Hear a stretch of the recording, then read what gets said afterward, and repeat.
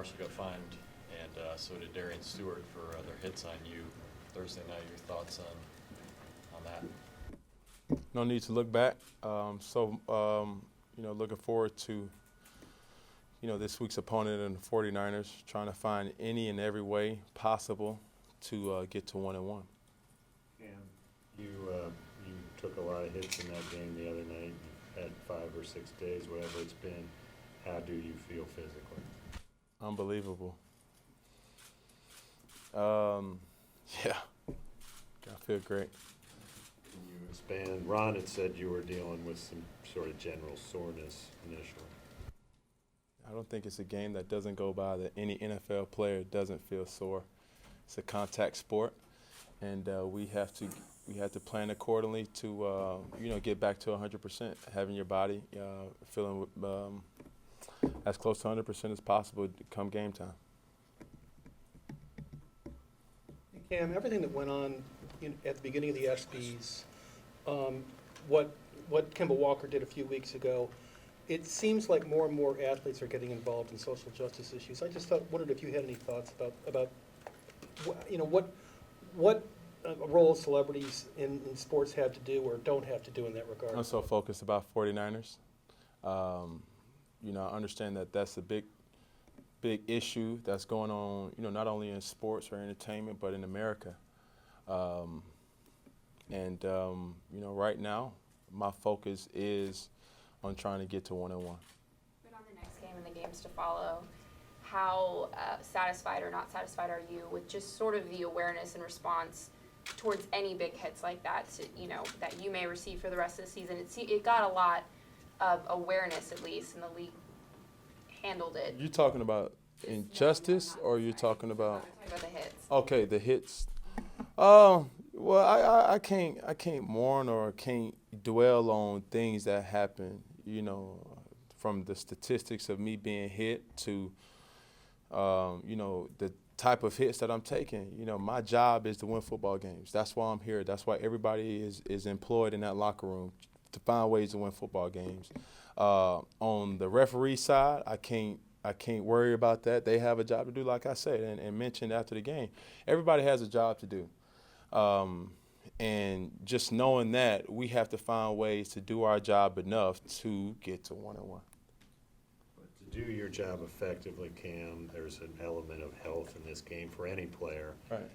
There are people all over this country over the past 6 days, including your father, had some pretty strong statements about just wanting to see you treated fairly and protected like other quarterbacks. Is that your soul? Is that your hope as well? My job is to win football games. My job is not to lobby for, my health. I feel as if, it's been times that I've been taking hits, they haven't been called, but that's understandable. And sometimes I've been hit and they have been called. So I just can't point the finger and say I haven't got no calls, because I have. And also just the overall health part with having the best training staff in the league. In my opinion, I haven't had an opportunity to see any others, but in my eyes, they're the best. Led by Ryan Vermillion and his staff, and they do a great job with getting guys back. And it's no need to, like I say, keep dwelling on what has happened in the past, because I'm trying to focus on getting to 1-1. Do you worry about your long-term health after all the hits? Worry about what? Just your long-term durability, health? I'm worried about winning. That's it. Winning football games. That's why I'm here. I'm not here to, worry about retirement plans. I'm not here to worry about pensions. No, I'm not here to worry about workers' comp. I'm here to win football games, simple and plain. And this is a contact sport. This is a physical sport. And I play the game for the right reasons. To whatever coach asks me to do, I'm going to do it to win football games. You understand, though, when your father has concerns and you got a son yourself now, one day you may be feeling the same things? Win football games, and everybody is okay. Cam, you mentioned the training staff, obviously the team and the NFL's medical personnel are being reviewed for how they handled that last hit on you. Right. Do you feel it was handled appropriate? Of course. Like I say, went through the concussion protocol, and were really asked numerous times on the field as well as on the sideline about my awareness and if I'm able to keep going from the referee as well as the training staff. So, it's no doubt in my mind that everything will work out in itself. There's no question that I took a couple hits to the head, but I don't think I showed any signs of being concussed. It was no wooziness. I've seen hits in the past where guys kind of stumble, and I see hits in the past where it affects their play afterwards.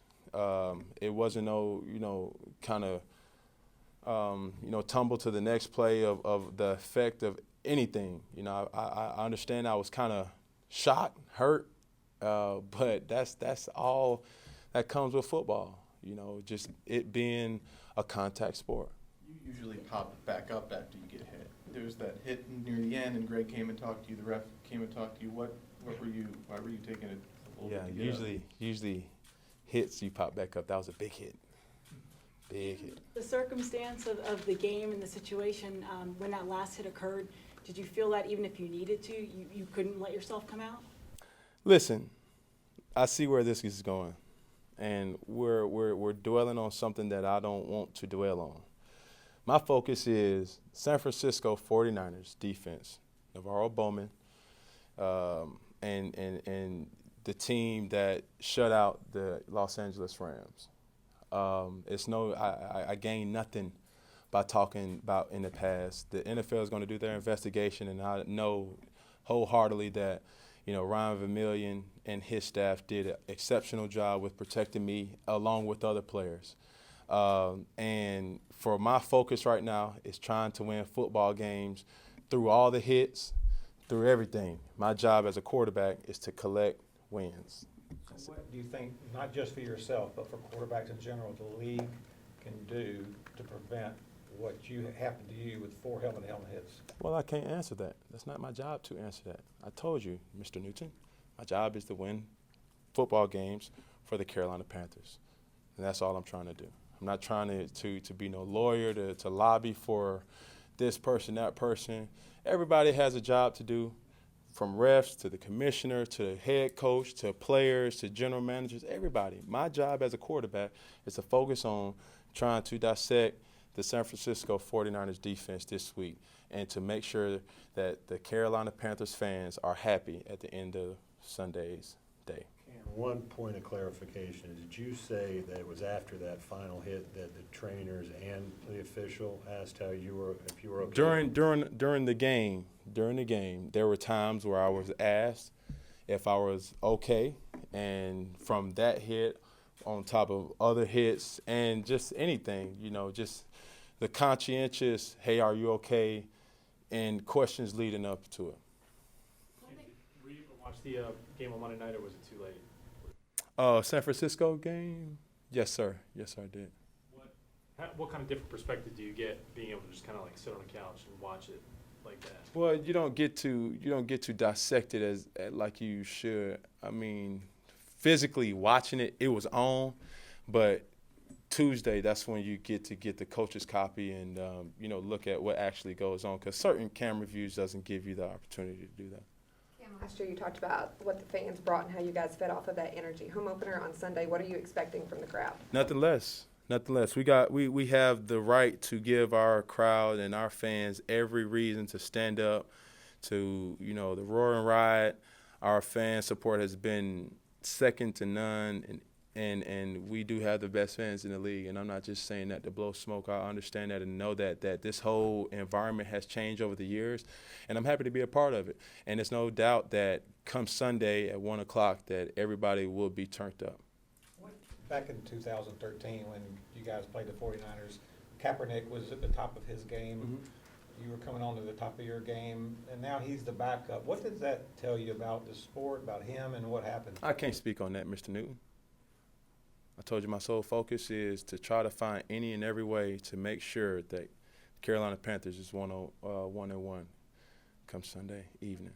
In what ways do you see differences in their defense? You know, you can all see the stat sheet of the 2 sacks they had, the shutout, but I mean, any other elaborations on? They got great players, very solid, athletic players in the front seven, and which gives opportunity for guys in the back end that are very shifty, athletic, and as well as fast to, let them, be effective in man-to-man coverages. And we just got to make sure that, number one, we control the line of scrimmage. We hone in and do exactly what our game plan is in to do. Run the football, run it effectively, and when we have opportunity to put the ball in the air, we are efficient in doing that. That defensive line's like a basketball team.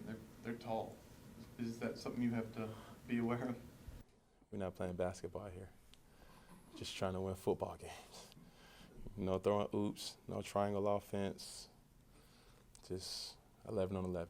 Knowing how fast the offense, the San Francisco offense plays, how important is it for you, for your offense to string together drives? Can't really dwell on the offensive side, being that we're not getting geared up to play versus them. I understand Chip Kelly's offense in the past have been fast tempo.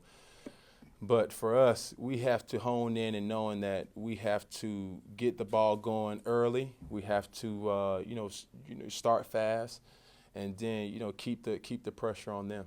But in terms of you guys helping out your defense against that stringing together long drives, I mean, how important? Well, really, it's really 3 phases. The offense, defense, and special teams. In that, it was times in this past game that the defense was on, the offense was off.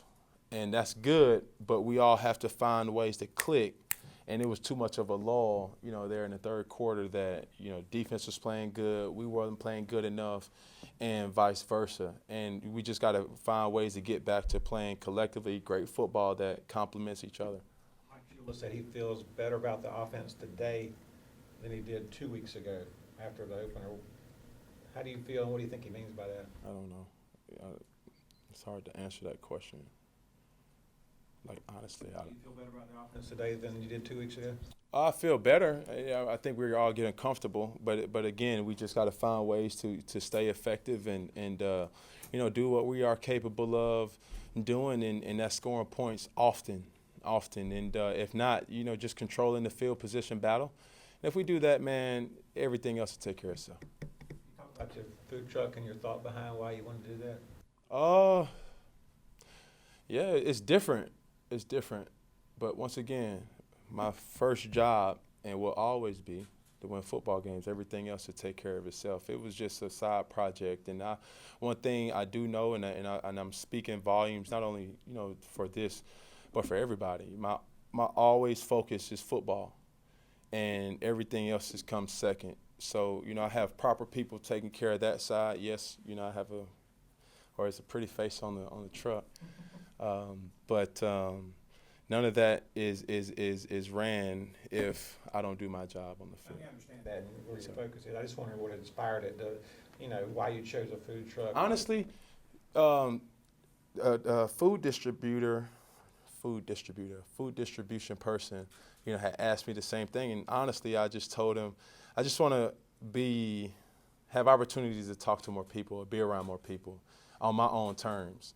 Oftentimes as athletes, if we're out in public, it's contractually, you're out, trying to be private and going grocery shopping or things that you may not want to be bothered because of questions that may be asked. I think the food trucks just give me the opportunity to just be normal. When you pop up there, it's not wowing because people know that you're capable of popping up any given time. And what better scene to have a food truck in Charlotte where it's notorious, and Food Truck Friday is something that I love to swoop in every now and then and just be a part of. So You and Blaine came out together, obviously, for a long time. You guys were considered the top 2 quarterbacks in that draft. Mm-hmm. Have you kept up with him? I mean, have you had any interest in kind of following his career from afar as y'all have moved on? Well, I'm a fan of a lot of guys in this league, including Blaine. We are a class came out in the same class. But as far as personally, I don't know him personally. I know, more so Colin than Blaine. You and Coach Rivera both talked about Kelvin just getting his confidence back up. That's going to help him play better and whatnot. But he put together a pretty solid game, on I guess Thursday. Right. Is his confidence back? Everybody's confidence is back. We just got to find ways to, keep Benji at that same premium, play that he's playing. We got to find ways to get Ted as well as Philly and fund the ball and, doing it effectively. That's not forced.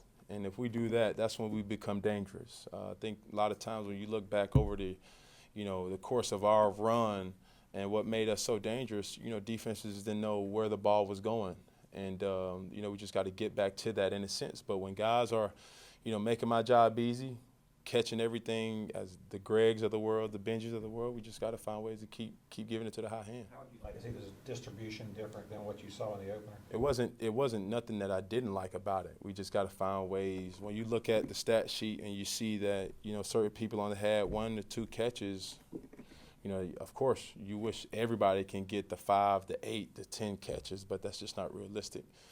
We got to be efficient in our offense, knowing that, certain guys have to get the ball. And if not, then, we come down to our check downs and just, get ready for the next play.